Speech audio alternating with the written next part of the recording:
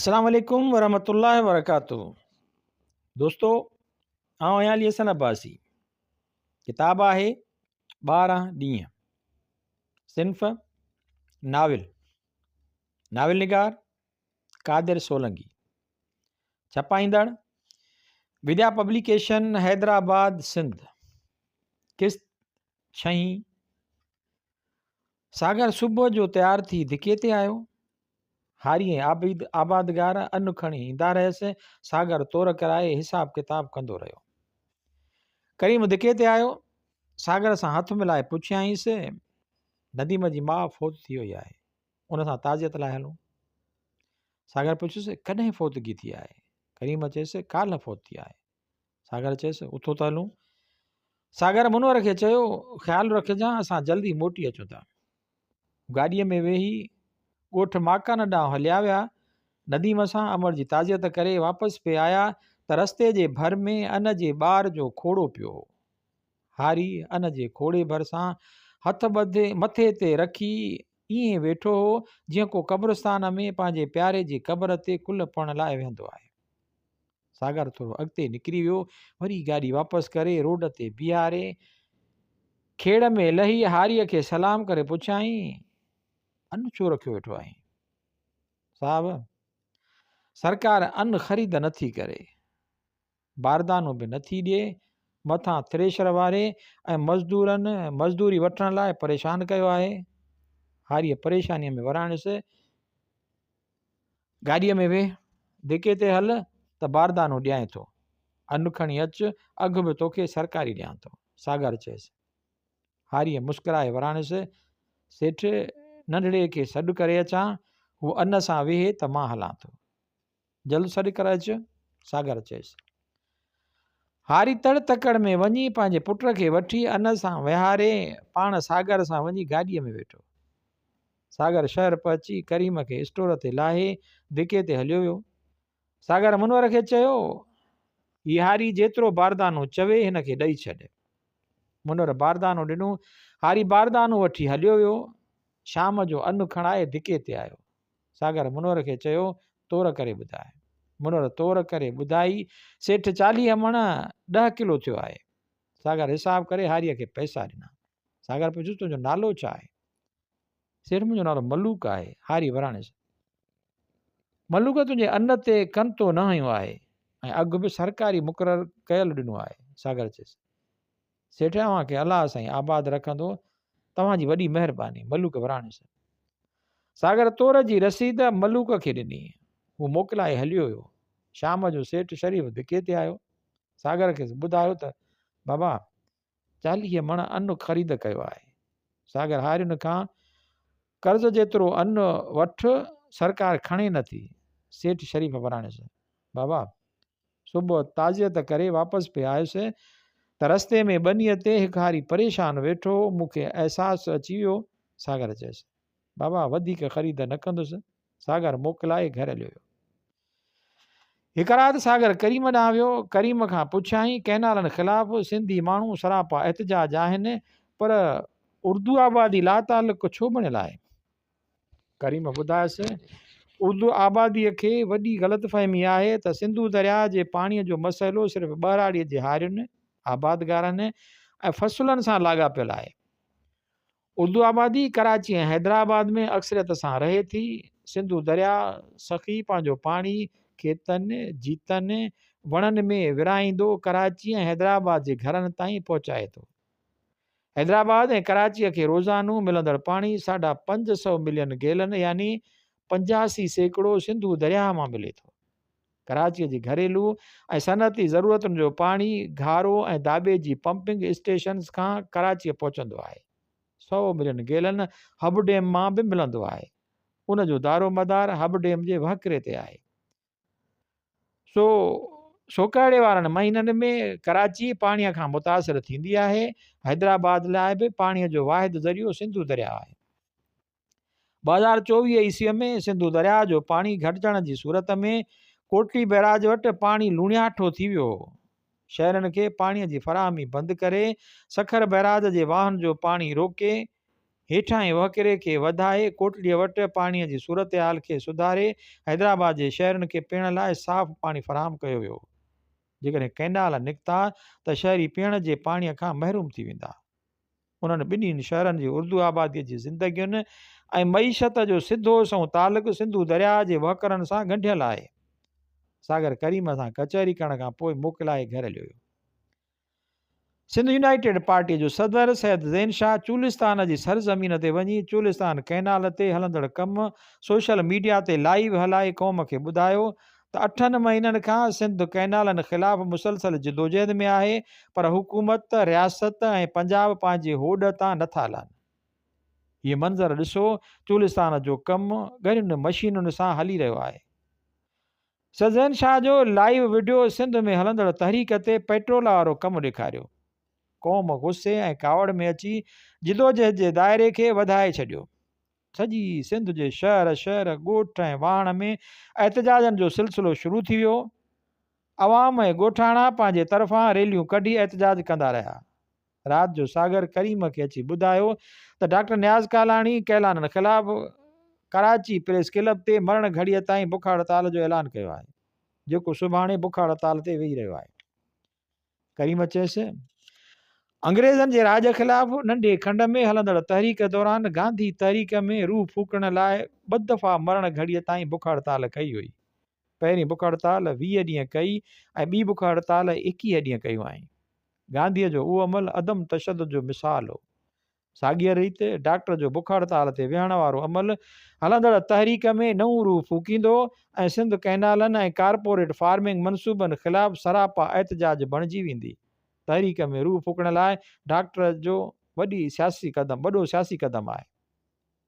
सागर ॿुधायसि, सुभाणे गंबट में कामरेड निसार तरफ़ां कैनालनि ऐं कारपोरेट फार्मिंग ख़िलाफ़ वॾी रैली जो एहतमाम कयो वियो आहे, जंहिंमें समूरनि क़ौम परस्त अॻुवाणनि जी खे दावत ॾिनी वई आहे।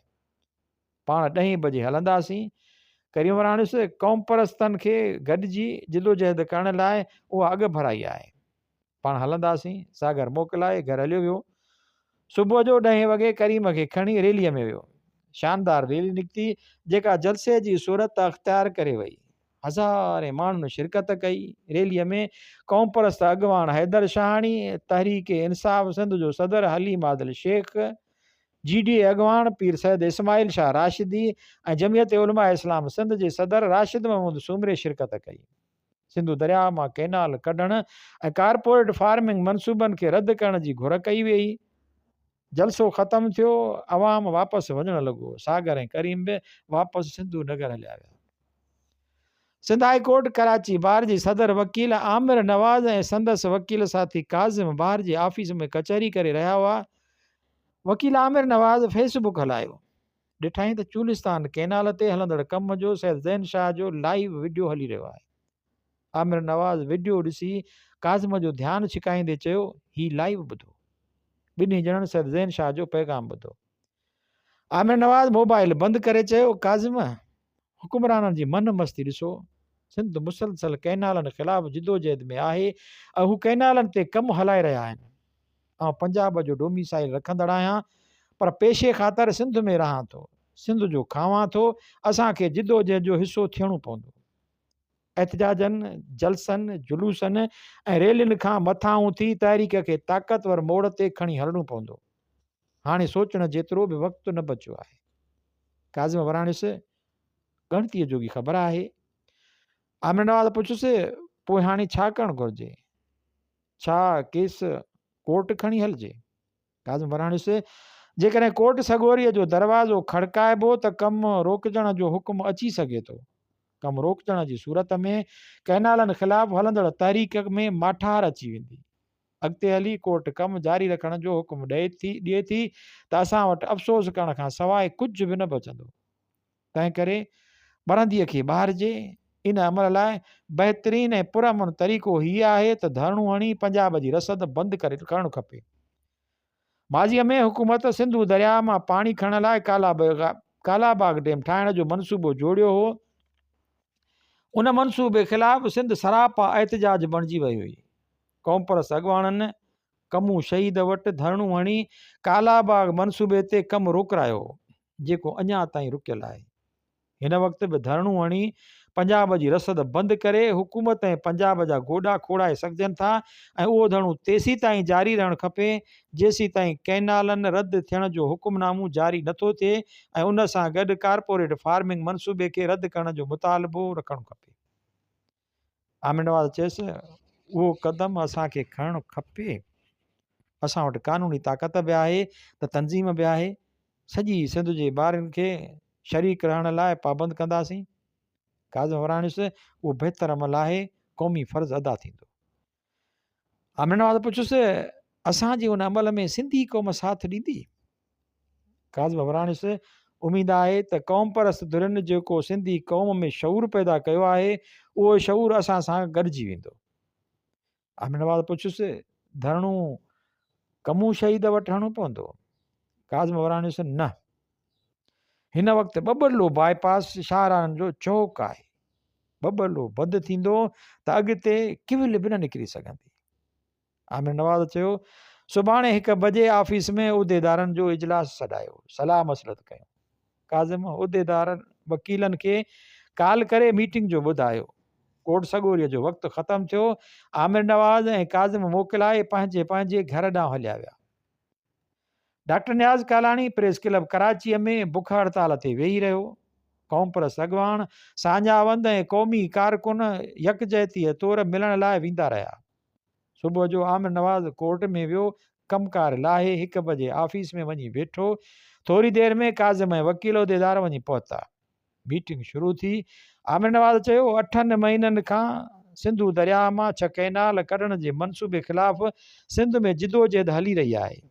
हुक्मराननि जे मथे ते जूं नथी चुरे। पंजाब चोलिस्तान कैनाल ते कमु करे रहियो आहे जेको मंज़र काल क़ौम परस्त अॻवान सैयद ज़ैन शाह चोलिस्तान जी सरज़मीन खां लाइव हलाए ॾेखारे रहियो हो। अवां बि ज़रूरु ॾिठो हूंदो। वकालत फ़क़ति पेशो न पर जिदोजहद जो नालो बि आहे। काल्ह मां ऐं काज़म सलाह कई त सिंधूअ मां 6 कैनाल कढण ख़िलाफ़ बबलो बाईपास ते धरणो हणिजे, उन लाइ अवां खे सलाह लाइ सॾायो आहे। समूरनि उहिदेदारनि फ़ैसिले जी ताईद कंदे चयो उहो क़दम खणणु घुरिजे। असां बि क़ौम जो हिसो आहियूं, असां ते बि सिंधूअ जी ज़िमेदारी आहे। आमिर नवाज़ काज़म खे चयो सुभाणे गॾियल इजलास सॾायो ऐं सहाफ़ियुनि खे बि सॾायो त जीअं फ़ैसिले जी मंज़ूरी वठी पधिराई कई वञे। काज़म बार जे समूरनि मेंबरनि खे इजलास जो इतलाह ॾिनो। कोर्ट जो वक़्तु ख़तमु थियो। वकील हिक ॿिए खां मोकिलाए पंहिंजे घरनि ॾांहुं हलिया विया। सुबुह जो वकील बार जी कॉन्फ्रेंस हाल में गॾु थींदा रहिया। समूरा मेंबर पहुची विया। इजलास शुरू कयो वियो। आमिर नवाज़ चयो सिंधु दरिया मां 6 कैनाल करण ख़िलाफ़ बबलो बाईपास ते धरणो हणण जो फ़ैसिलो कयो आहे।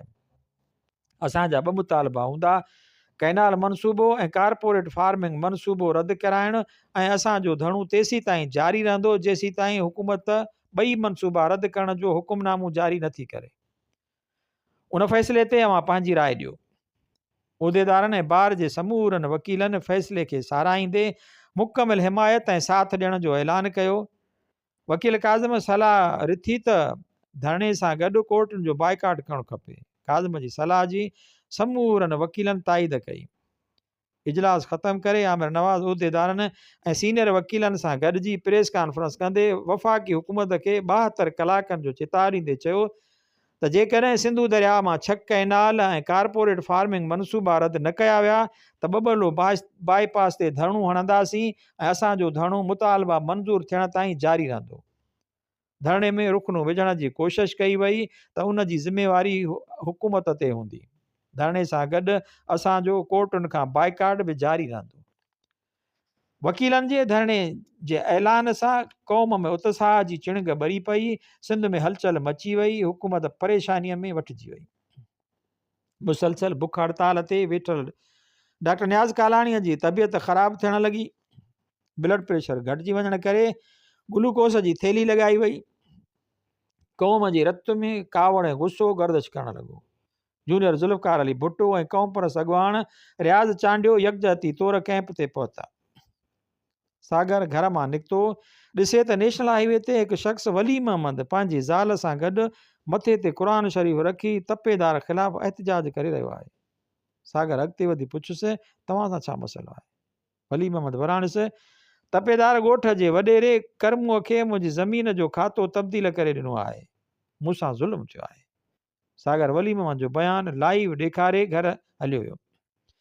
राति जो तपेदार साथी तपेदारनि सां गॾिजी पुलिस स्टेशन ते वञी सागर ख़िलाफ़ NC दाख़िल कराई त मूंखां फुर करे काग़ज़ खणी वियो आहे ऐं मूं ते तशदुद कयो आहे। सूबेदार NC दाख़िल करे 2 सिपाही दर ते मोकिलिया। सागर सिपाहियुनि सां वञी थाणे ते सूबेदार अॻियां एहतजाज कंदे वीडियो ॾेखारींदे चयो त तपेदार ई ज़ुल्म कयो आहे, मां वीडियो लाइव हलायो आहे त मूं ते फुरिजी NC दाख़िल कई वई आहे। सागर लाइव हलाए शहर ऐं साझा वंदनि खे अपील करे थाणे अॻियां सूबेदार ऐं तपेदार ख़िलाफ़ धरणो हणण लाइ चयो। सूबेदार सागर खे मिंथ करे लाइव बंदि कराई। तपेदार खे चयो सागर खां माफ़ी वठ, न त तोते कूड़ी NC दाख़िल कराइण जी FIR करे लाकअप कंदुसि। तपेदार ॾकी वियो। सागर अॻियां बाहूं ॿधी माफ़ी घुरियाई। सागर वराणस वली मोहम्मद खे खातो पंहिंजे नाले ते करे ॾे। तपेदार मुतालबो मञींदे थाणे ते लिखत कई त हू 15 ॾींहंनि में खातो तब्दील करे ॾींदो। सागर ऐं तपेदार में सुलह थियण खां पोइ सूबेदार ॿिन्हिनि खे वञण लाइ चयो। सागर ॿाहिरि निकितो, सभई शहरी ऐं साझावंद थाणे जे दरवाज़े ते गॾु थी विया हुआ। सागर समूरनि साझावंदनि जो शुक्रियो अदा कंदे चयो मसइलो हल थी वियो आहे, अव्हां जी महिरबानी। शहरी ऐं साझावंद वापसि हलिया विया। सागर नेशनल हाईवे ते वञी वली मोहम्मद खे चयो तूं ज़ाल खे वठी वापसि घर वञ, राति थी वई आहे, तोखे 15 ॾींहंनि में तपेदार खातो तुंहिंजे नाले करे ॾींदो। वली मोहम्मद शुक्रियो अदा करे ज़ाल खे वठी ऐं क़ुर शरीफ़ खणी वापसि घर हलियो वियो। वकीलनि जे चिताव खे 48 कलाक गुज़री विया। हुकूमत नोटिस न वरितो। आमिर नवाज़ वकीलनि खे साण वठी डॉक्टर न्याज़ कालाणीअ जी बुख हड़ताल कैंप ते वञी गुज़ारिश कई त तव्हां बुख हड़ताल ख़तमु करे असां सां धरणे में हली वियो। डॉक्टर न्याज़ कालाणी वकीलनि खे मान ॾींदे बुख हड़ताल ख़तमु करण जो ऐलान कयो। वकीलनि पारां हुकूमत खे ॾिनल 72 कलाकनि जे चिताव जो मुदो पूरो थियो, पर हुकूमत को नोटिस न वरितो। आमिर नवाज़ वकील साथियुनि सां गॾिजी प्रेस कॉन्फ्रेंस कंदे ऐलान कयो असांजो सुभाणे यानी 18 अप्रैल 2025 ते बबरलो बाईपास ते धरणो लॻंदो। असां कराचीअ मां निकिरंदासीं। वकील बिरादरी ऐं अवाम असांजो साथ ॾिए। प्रेस कॉन्फ्रेंस ख़तमु करे वकीलनि इजलास शुरू कयो। इजलास डिघो हलियो, जंहिंमें बबरलो धरणे लाइ हिकमत अमली जोड़ी वई। इजलास ख़तमु करे वकील पंहिंजे पंहिंजे घरनि ॾांहुं रवाना थिया। आमिर नवाज़ 2 साथियुनि वकीलनि अमजद ऐं आर्यान सां गॾु रवानो थियो। रस्ते में आमिर नवाज़ मथां चाकुनि सां कातलाणो हमिलो कयो वियो। साथी वकीलनि आमिर नवाज़ जी जान बचाए वरिती। संदसि मथे ऐं ॿांह में ज़ख़्म रसिया। आमिर नवाज़ खे साथी वकील अस्पताल खणाए मलम पट्टी कराए आमिर नवाज़ प्रेस क्लब पहुची प्रेस कॉन्फ्रेंस शुरू कई। खेसि मथे ते पट्टी ॿधल ऐं शर्ट ते रतु लॻल हुयसि। हिन रियासत ते इल्ज़ाम हणंदे चयो त बबरलो धरणो हणण खां रोकण जी साज़िश आहे। हिन वाज़े चयो त रियासत मूं ते हमिलो करायो आहे, मां हर सूरत में धरणो हणंदुसि। हुकूमत पंहिंजी हरकतुनि खां बाज़ अचे। काफ़ी वकील प्रेस क्लब पहुची विया। प्रेस कॉन्फ्रेंस ख़तमु थी। वकील दोस्त खेसि हिफ़ाज़त सां घर छॾे आया। बबरलो ख़ैरपुर ज़िले जो क़दीम शहर आहे। ख़ैरपुर साओ सताबो ऐं ख़ूबसूरत ज़िलो आहे, जंहिंजो मुआशी ज़रियो ज़रात, गैस ऐं खजुनि जा बाग़ आहिनि। ख़ैरपुर जे नारे तालके मां गैस निकिरे थी। कोडजी तालके जे जबलनि जो पत्थर पिणु क़ीमती आहे। बबरलो खजुनि जे डिघनि वणनि ऐं वॾनि बाग़नि जे विच में अॾियल शहर आहे। खजुनि जा सभई बाग़ बबरलो शहर ऐं आसपास जे ॻोठनि जूं मुआशी हालतूं ऐं ख़ूबसूरती वधाए रहिया आहिनि। बबरलो जा माण्हू अमन ऐं तरक़ी पसंदि आहिनि। बबरलो में रहंदड़ बबर ज़ात जी अक्सरियत हुअण करे शहर ते नालो बबरलो पियो। मुग़ल बादशाह हुमायूं शेर शाह सूरीअ खां शिकस्त खाई सखर अचण जो इरादो कयो। सखर जे गवर्नर हुमायूं बादशाह खे सखर में अचणु न ॾिनो। हुमायूं बबरलो वञी 2 महीननि ताईं बबरलो जे बाग़नि में रही पियो। हुन दौरान गवर्नर सूखड़ियूं पाखड़ियूं मोकिलियसि, पर हू पाण मिलण न वियुसि। हुमायूं जी वॾी फ़ौज बबरलो जा 4 मशहूरु बाग़ वीरान ऐं तबाह करे छॾिया।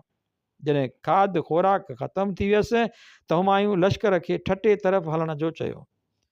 मिर्ज़ा शाह हसन ऐं जाम फ़ैरोज़ जी पाण में लड़ाई लॻी हुई।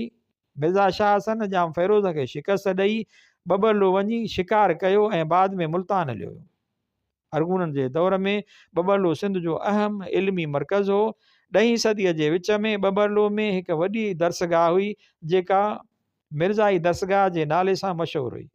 उन दरसगाह जी इमारत ॾाढी शानदार ऐं ख़ूबसूरत हुई।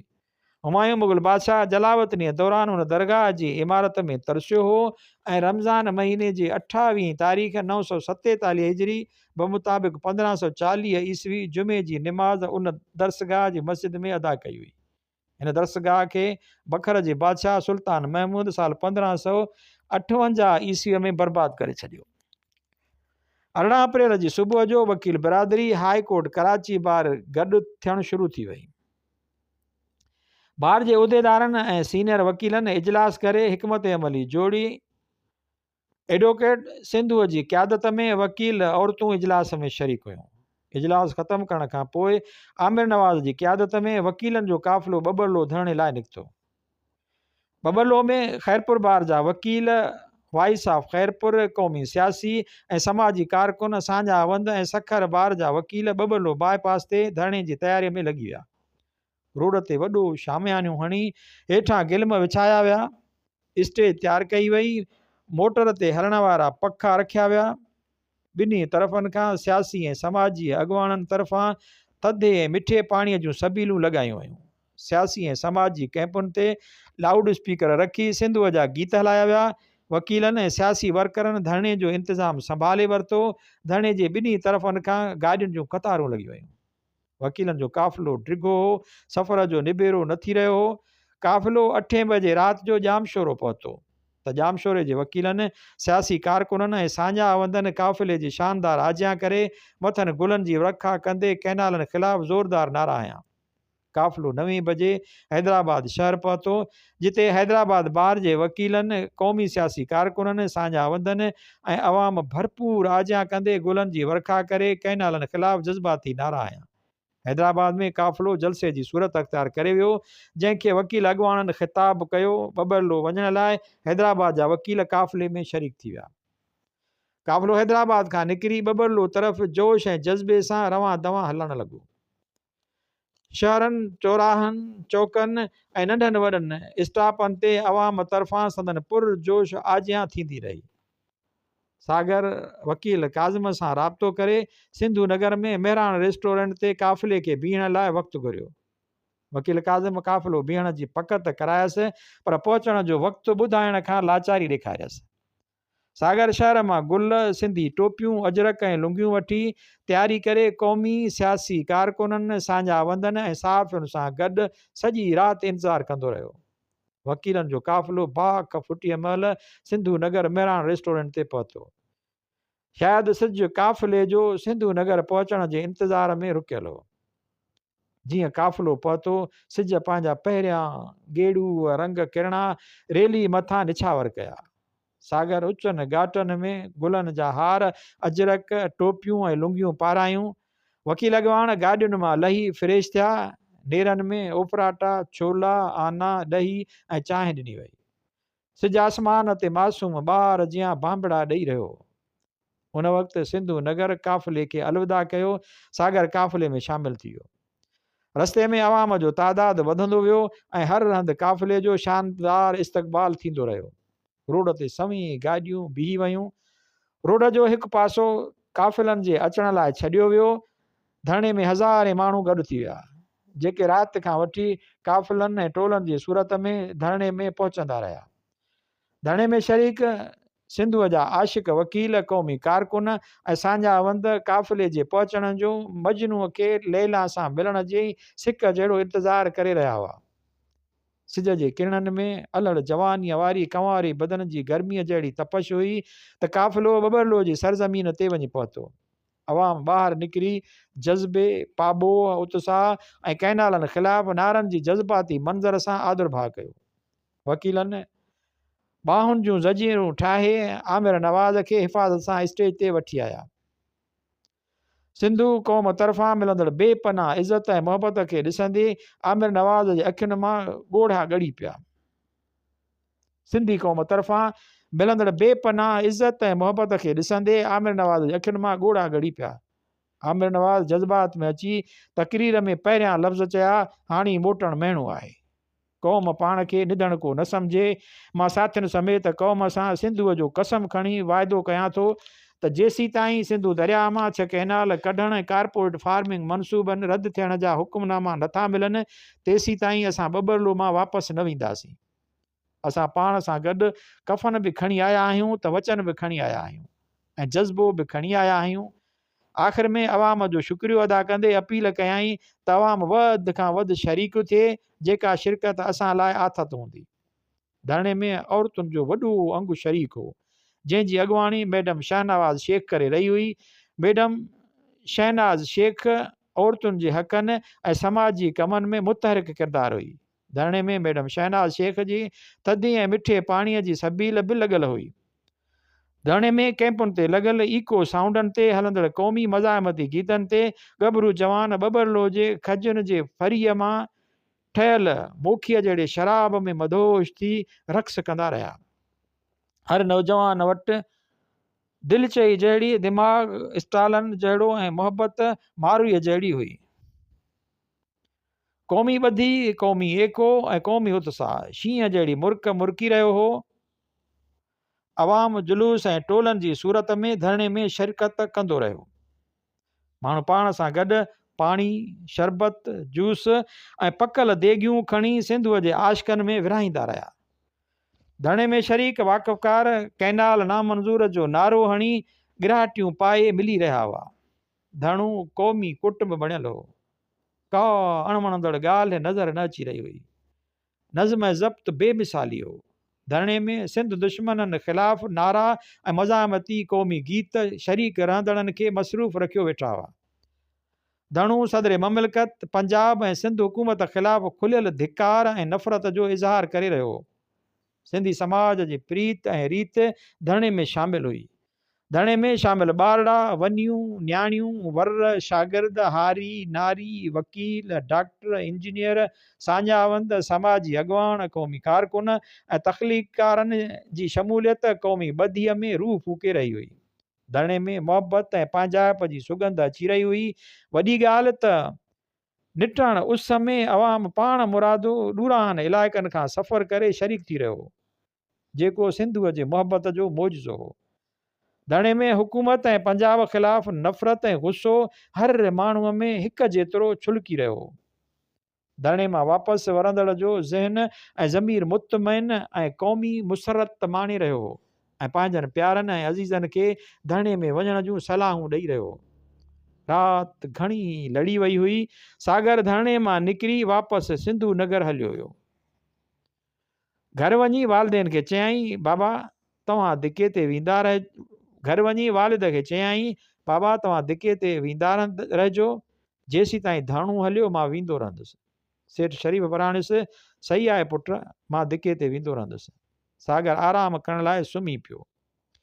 सुबुह जो तयारु थी हिन सोशल मीडिया खोले ॾिठी त बबरलो धरणे सां यकजहतीअ तौरु सॼी सिंध जे नंढनि वॾनि शहरनि में धरणा लॻी विया आहिनि। सियासी कारकुन ऐं बाशऊर नौजवान धरणनि में वेही रहिया आहिनि। सागर घर खां निकिरी नेशनल हाईवे ते वियो त संदसि दोस्त इम्तियाज़ पे वियो। उनखे सॾु करे रोड ते धरणो हणी वेही रहियो। होरियां होरियां शहरी साञावंद ऐं क़ौमी कारकुन धरणे में शरीक थींदा रहिया। धरणो राति जो 10 बजे ताईं हलियो। पुलिस ऑफिसर सागर खे मिनतूं करे धरणो ख़तमु करायो। अवाम वापसि हलियो वियो। करीम धरणे में मौजूदु हो। सागर ऐं करीम घरनि ॾांहुं वञण लाइ निकिता। सागर चयसि, करीम सुभाणे तव्हां मूंसां गॾु बबरलो धरणे में शिरकत लाइ ज़रूरु हलिजो। करीम वराणियुसि, मां हलंदुसि। सागर चयसि, कैंपुनि ते पाणीअ जी ज़रूरत पवे थी। मां सुबुह जो सवेर उथी हिकु कारगो मिनरल पाणीअ जो भराए धरणे ॾांहुं मोकिलींदुसि, पोइ पाण हलंदासीं। 11 बजे तयारु रहिजो। हू हिक ॿिए खां मोकिलाए पंहिंजनि पंहिंजनि घरनि ॾांहुं हलिया विया। सुबुह जो सागर तयारु थी गाॾी कढी दुकान ते हलियो वियो। मनोहर खे चयाईं, ही पैसा वटि 120 कार्टून मिनरल वाटर जा वठी कार्गो कराए बबरलो धरणे ॾांहुं मोकिल, मां पोयां वञा थो। मनोहर हलियो वियो। मिनरल जो पाणी वठी कार्गो कराए उन ते रखाए ड्राइवर खे चयाईं, बबरलो धरणे में खणी वञ, सेठ पोयां अचे थो। ड्राइवर वराणियुसि, सेठ जो मोबाइल नंबर मूंखे ॾे। मुनवर मोबाइल कढी सागर जो नंबर जाचे ॿुधायसि। मुनवर वापसि धिके ते हलियो वियो। हिकु मज़दूर शहरी जागण धिके ते आयो। सागर हथ मिलाए विहारे पुछियुसि, अहवाल ॾे कीअं आयो आहीं? जागण बेवस लहजे में चयसि, सेठ तव्हां मूंखे बाज़ार में सब्जीअ जो रेड़ो हलाईंदे ॾिसंदा आहियो। मुंहिंजो पुटु IBA में पढ़ी रहियो आहे, जंहिं पहिरें साल में पोजीशन हासिलु कई आहे। नए साल में दाख़िला कराइण लाइ मूं वटि पैसा न आहिनि। सुभाणे चालान जमा कराइण जी आख़िरी तारीख़ आहे। मां मुंझी पियो आहियां, मुंहिंजी मदद कयो। सागर पुछियुसि, चाचा जागण नंढड़े लाइ घणी फीस थी खपे? जागण वराणियुसि, सेठ 74,000 खपनि।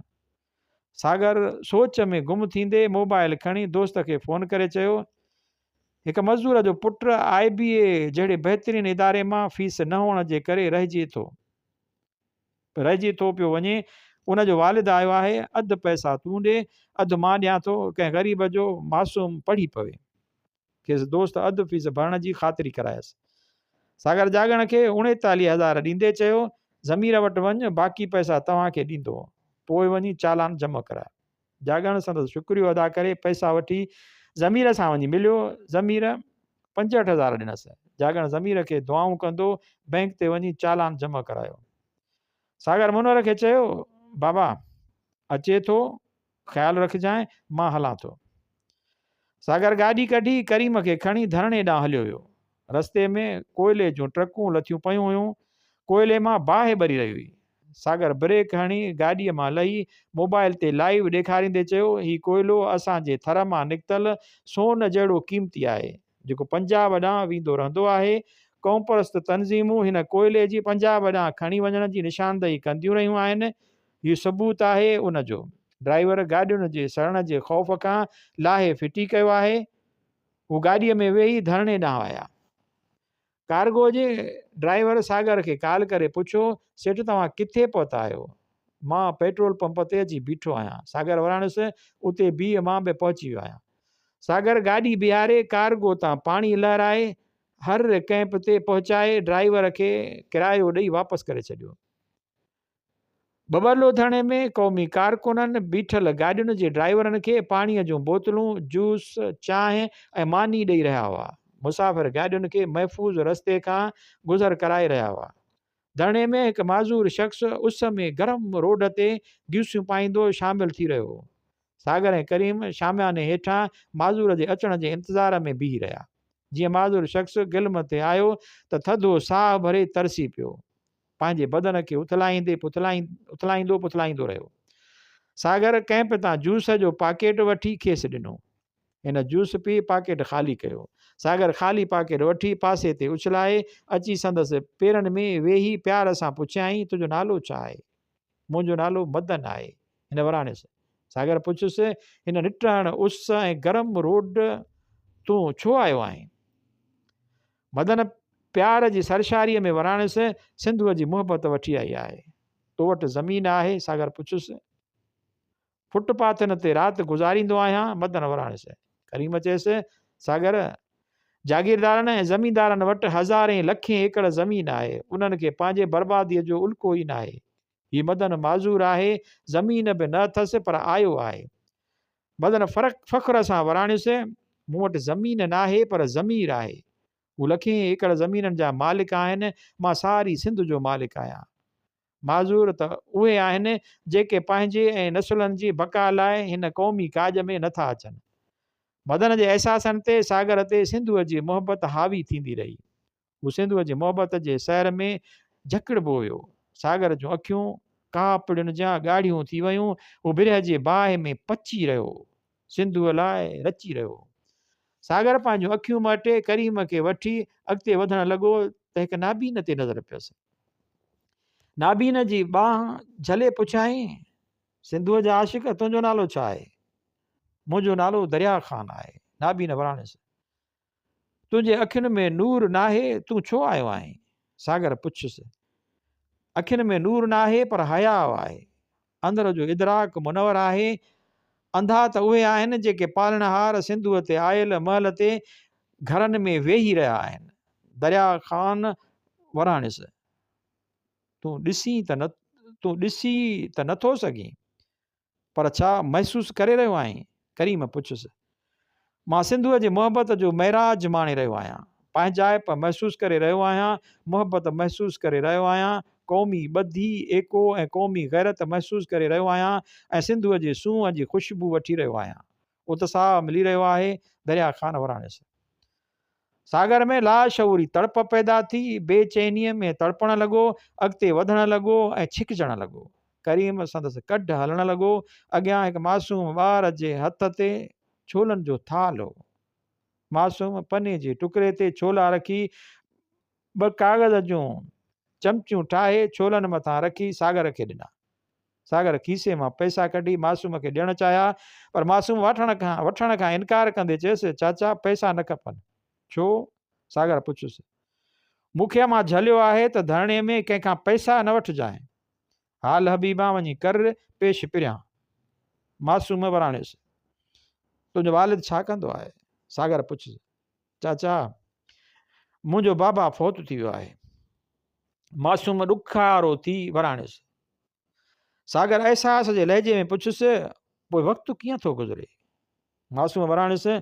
अमां पाड़े जे घर में कमुकार कंदी आहे, मां छोला खपाईंदो आहियां। खजनि जे मौसम में अमां ऐं मां बाग़नि में वञी मज़दूरी कंदा आहियूं। सागर मासूम जे खीसे में पैसा विझंदे चयाईंसि, ए सिंधूअ जा नंढड़ा ग़रीब ऐं सिंध जे इश्क जा अमीर आशिक, हीअ मुंहिंजे तरफ़ां ख़र्ची अथई। मासूम वराणियुसि। चाचा, उहा ख़र्ची कंहिं ॿिए भेरे ॾिजो, अॼु न ॾियो। ॿिए भेरे छो? सागर पुछुसि। अमां पैसा खीसे में ॾिसी न वठे। मासूम वराणियुसि। सागर जे अखियुनि में लुड़क भरिजी आया ऐं मस्तु मलंगनि जियां अॻिते वधण लॻो। करीम कढण हलण लॻुसि। सागर खे पतो न पियो पवे त धरणे मां निकिरी वञा काॾे वञा। हू सिंधूअ जे आशिकनि जा अहसास ॼाणींदो, मंज़र ॾिसंदो, अॻिते वधंदा रहिया। हू सिंधूअ जे आशिकनि जा अहसास ॼाणींदा, मंज़र ॾिसंदा, अॻिते वधंदा रहिया। साम्हूं होटल नज़र आयुसि। सागर लड़ी पियो। करीम कढ लॻी पियुसि। होटल ते घणी रश हुई। वेहण लाइ का जॻह न हुई, का कुर्सी ख़ाली न हुई। हिकु संदुल ते 3 हमरा वेठल हुआ, 2 अधोड़ोट उमिरि जा ऐं हिकु नौजवान। सागर वञी सलाम करे वेहण लाइ जाइ घुरी। सागर जे चहिरे ते हैबत ॾिसी अधोड़ोट उमिरि जे हमरा संदुल तां टप ॾेई लही चयसि, नौजवान वेहो। चाचा, तव्हां छो थिया? सोड़ सकोड़ में थोरी जॻह ॾियो, गॾिजी था वेहूं, मां घणो बीह न सघंदो आहियां। सागर चयसि। सिंधूअ जा गभरू जवान बीहनि ऐं मां विहां, ईअं न थींदो। बुज़ुर्ग वराणियुसि। सागर वेठो। करीम चयसि, होटल ते घणी रश आहे, बैरो नज़र नथो अचे, सभु को दख़ल ते पैसा ॾेई चांहि पाण वठंदो रहे थो, मां चांहि वठी अचां। करीम बुज़ुर्ग खां पुछो, चाचा तव्हां चांहि पीअंदा? बुज़ुर्ग वराणियुसि। असां हाणी पी वेठा आहियूं। करीम चांहि ऐं पाणी वठी आयो। 4 नौजवान वकील औरतूं चांहि पीअण लाइ होटल ते आयूं। जॻह न हुई, बीही रहियूं। 5 नौजवान चांहि पी रहिया हुआ। हिननि तकड़ में कुर्सियूं ख़ाली करे औरतुनि वकीलनि खे जॻह ॾेई पाण धरणे में हलिया विया। करीम बि संदल ते पासो हणी वेही रहियो। बीठल बुज़ुर्ग खे अजरक जो पटको ॿधल हो। अजरक जे हिकु पांद खे कलफ ॾिनल हो, जो पटके जो मथियों हिसो दुआ लाइ खयल हथनि जियां बीठो हो। बुज़ुर्ग ॾाढो संजीदा ऐं बाशऊर लॻी रहियो। सागर पुछुसि, चाचा तुंहिंजो नालो छा आहे? बुज़ुर्ग वराणियुसि। मुंहिंजो नालो लियाकत अली आहे। ॿिए बुज़ुर्ग ॾे इशारो करे चयाईं, हिन जो नालो अलीगुल आहे ऐं नौजवान जो नालो अरसलान आहे। तव्हां किथां आया आहियो? सागर पुछुसि। जोही जे काछे मां आया आहियूं। लियाकत वराणियुसि। हिननि किलियुनि में छा आहे? सागर पुछियो। कपिड़ा आहिनि। हिननि कलियुनि में छा आहे? सागर पुछियो। कपिड़ा आहिनि। धरणे में रहंदासीं। लियाकत वराणियुसि। घणा ॾींहं रहंदव? सागर पुछियो।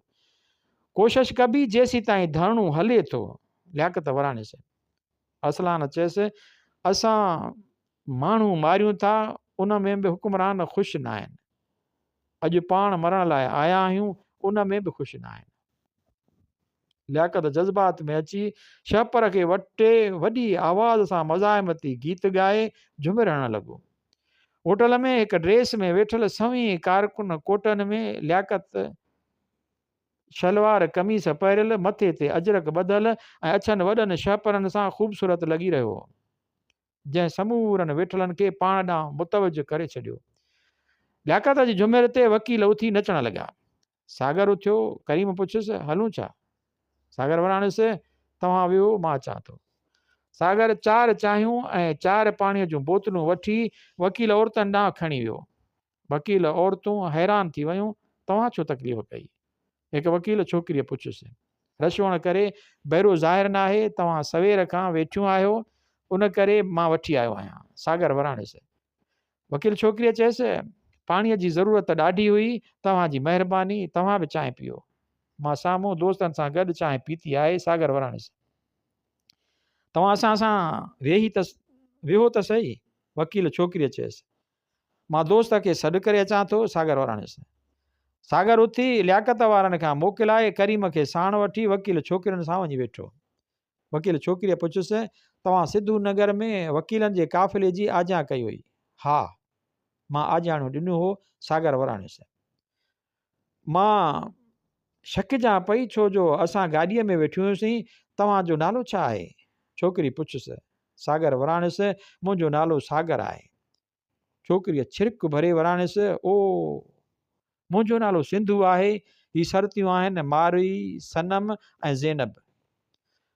सागर अंदर में भुणकियो, ही छा माजरा आहे? सागर सिंधु। सागर पंहिंजे ई भुणके खे गीत ॾेई चयो, ही मुंहिंजो दोस्त करीम आहे। सागर गुम सुम थी वियो। सागर छो ख़ामोश थी वियो आहीं? सिंधुअ पुछियुसि। सागर छोलियूं हणंदे वराणियुसि, सिंधुअ में असांजो साहु आहे ऐं असां सिंधुअ जा आशिक़ आहियूं। हीउ मेलो मुहबत जो सिंधुअ लाइ रचियल आहे। सिंधुअ खां सवाइ असां रही नथा सघूं। सिंधु ई असांजो जियापो आहे। सिंधुअ जे चहिरे ते मुर्क लहरूं बणिजी उभरी आई आहे। सिंधुअ चयसि, अव्हां सिंधुअ सां मुहबत करियो था, फितरत अव्हां सां प्यार करे थी। करीम सिंधु ऐं सागर ते नज़र फेराए, ॿिन्ही में पाणी न हो, बिरह जी बाहि हुई, मुहबत जूं लहरूं हुयूं। करीम चयो, सिंधुअ जो ससुईअ जहिड़े कयल सफ़र मारे विधो आहे, न त केरु थो कशाला काटे।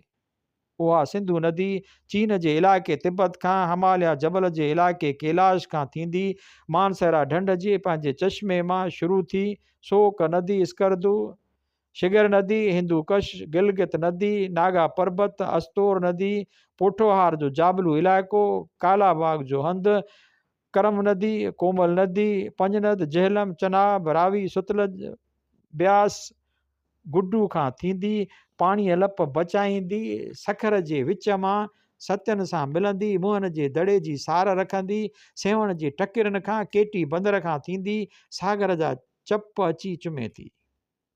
सागर ऐं सिंधुअ खे अॻिते वधंदो ॾिसी करीम उथी चयो, सागर हाणे धरणे में हलणु खपे। सागर पाण संभाले उथियो। सिंधुअ चयसि, सागर वेह। सागर वेही रहियो। सिंधुअ चयो, बबरलो जा माण्हू मुहबती ऐं महिमान नवाज़ आहिनि। सागर जी दिलि सिंधुअ जी मौज मस्तीअ जे तेज़ वहकरनि वांगुरु हलंदी रही। सिंधु ॻाल्हाईंदी रही, बबरलो जे माण्हुनि पंहिंजा घर ख़ाली करे असां वकीलनि ऐं ॿाहिरां आयल महिमाननि जे हवाले करे छॾिया आहिनि। असांजे खाधे पीते जो बंदोबस्तु करे रहिया आहिनि। घरनि में बिजली, मोटर, गैस ऐं एसीअ जो मसइलो पैदा थिए थो त फ़ौरन मिस्त्री घुराए ठहिराए ॾेई रहिया आहिनि। सफ़ाईअ जो ख़ासि अमलो मौजूदु रहे थो। बबरलो जे माण्हुनि खे सलाम आहे। कचहरी हलंदी रही। सिंधुअ चयो, हाणे धरणे ॾांहुं हलणु खपे। हू थी धरणे ॾांहुं वञणु लॻा। सिंधु चयसि, सागर पंहिंजो नंबर ॾे। सागर नंबर ॿुधायसि। सिंधुअ सेव करे पंहिंजो नंबर ॿुधाईंदे चयसि, इन खे सेव करे छॾ।